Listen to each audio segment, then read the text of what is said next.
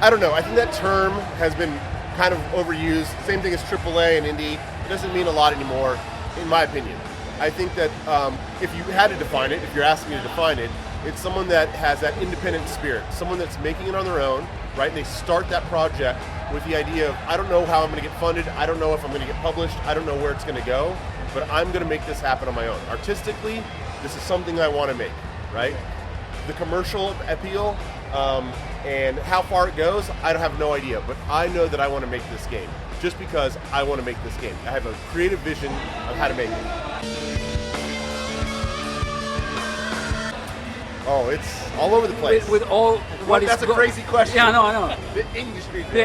What all this that happened, like the EA bought and everything. I mean, there's a lot of consolidation of the big companies. Everyone's worried about risk, I think. There's a lot of money coming in, and a lot of times there's not a lot of money going back out. A lot of games are being spent for people putting in hundreds of millions of dollars and not seeing money back. And so I think that what people are doing is trying to mitigate that risk, right? And combining forces to make either something really, really big that takes over, like a live service game, or smaller games where we deal with that can be 4 hours or 8 hours long, and you play it maybe 8 hours, maybe 100 hours, but there's kind of this separation, right? The middle ground, I think, is kind of going away. You have to either be spectacular and big, or small and really clever and unique. And I think we're seeing more and more of that today. It was a quote that I was using to reference like how big, what I just said, how big games are becoming, that they have to become sometimes so big that that they encompass everything and appeal to everybody, right? And you have millions of dollars, thousands of people working on it, in hopes that, like GTA 5, it will last for 10 years. Yeah. So what I meant by that was basically it's a scale at which we've not seen before, I think. I've not played the game. I've only seen what you've seen. But I feel like they're going to shoot for between the campaign that you play by yourself or with friends, what I assume to be GTA Online, those are going to be a scale that dwarfs most other things outside of Rockstar games and a few other games. It's going to break the industry? I don't know if it's going to break the industry. It still needs to be good, right? There's a lot of good games out there that are taking a lot of people's time and attention. And it could either break the industry, it could do okay, or it could fail miserably. We won't know, obviously, until it comes out.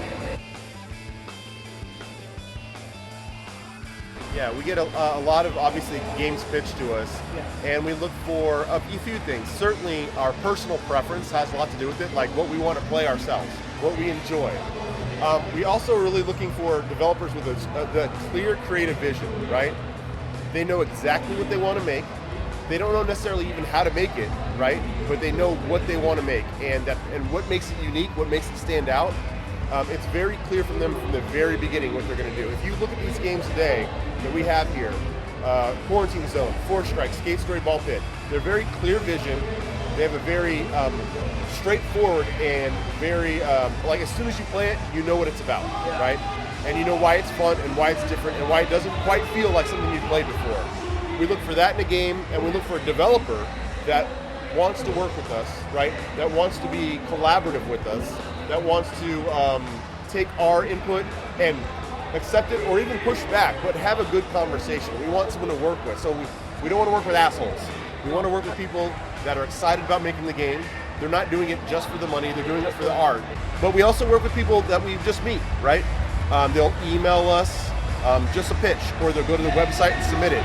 And every one of them gets looked at, and most of them get answered. Not all of them get answered, there's just too many, but most of them get answered. So honestly, just emailing somebody at Devolver, dropping in our Discord, dropping it on Twitter, everybody's looking at all places. And if something is interesting to us, we'll grab it and bring it to the rest of the group. I think it's because a lot of us at the company, we know we're fortunate to work in video games.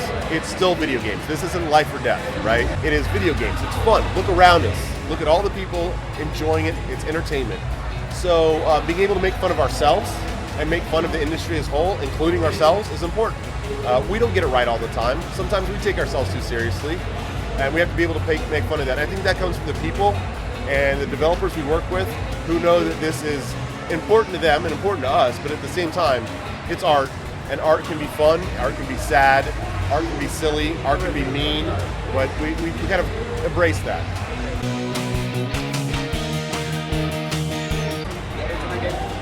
I can't speak to what happened before launch, but we have a great relationship with Nintendo. We really believe in what they do. In fact, I believe that Nintendo's philosophy on games is not too dissimilar from ours. Nintendo is very much, they don't really push for the highest graphical fidelity, right? They're looking for gameplay first. And that's what we look for, gameplay first. Art style and everything like that is great to have, but we look for gameplay first. And so that's what they do. They've done that forever. I think it seems like the Switch 2 has gone very well. We've announced multiple Switch 2 games. In fact, Skate Story comes out in December. That's going to be on Switch 2. Ball Pit, which comes out very soon, will be on Switch 2. We have a lot in development for Switch 2. I enjoy the game myself. Play a lot of Mario Kart. Just bought Donkey Kong, so I'm going to try that out. I had to buy 2 of them because my kid stole mine. Okay. And so I was like, I'm not getting it back. So I bought another one for myself and my wife. I mean, in 10 or 20 years, I don't have no idea. We don't know. We don't know 5 years ago how it was today, right? That's what's exciting about video games. You really don't know. Something will come out and flip everything on its head. A way the games are made, new platforms, new ideas. More VR? Maybe more VR. I mean, we have some VR games. We love them. I don't think it's taken off quite as like everyone thought, because everyone looks at like, I don't know if you're familiar like with the Jetsons, the cartoon The Jetsons. That was, from the 50s, right? And you're looking at the future, what does that look like? We can project what we want now. We don't really know. I do think more and more VR is interesting because it presents you in a very immersive experience. However, right now, it's in contrast, in conflict with what's popular, which is social experiences. And that just means not online, but local multiplayer, things like that. So I think the first people that are going to be able to have experiences that feel like gameplay, like we're playing now, be immersive but also social, those are pretty popular in VR. So Gorilla Tag, I can't think of all the VR games and social games, but like those games that are like social sandbox experiences for people, I think are going to continue to push forward, because as we as like, I think a civilization, get more and more individualized, and people are working from home, staying from home. I think your entertainment, your joy is going to come from interacting with people online more and more in more real ways and more immersive ways, and I think that's probably where the future lies. I suspect games like Grand Theft Auto 6 will heavily lean on the social multiplayer aspect and creating your own content, not authored content, not content that is only made by the developers and you experience, but the developer will make a template, a map, a world for you to experience, and you and your friends will figure out ways to enjoy it yourself, right? And so I think it's mostly headed in that direction. But who knows? I could be way wrong. You could play this back in 10 years and go, "This guy's a fucking idiot." Okay, we'll talk in 10 years. All right, 10 years. We'll be right here in 10 right years. Here and you can call me a fucking idiot.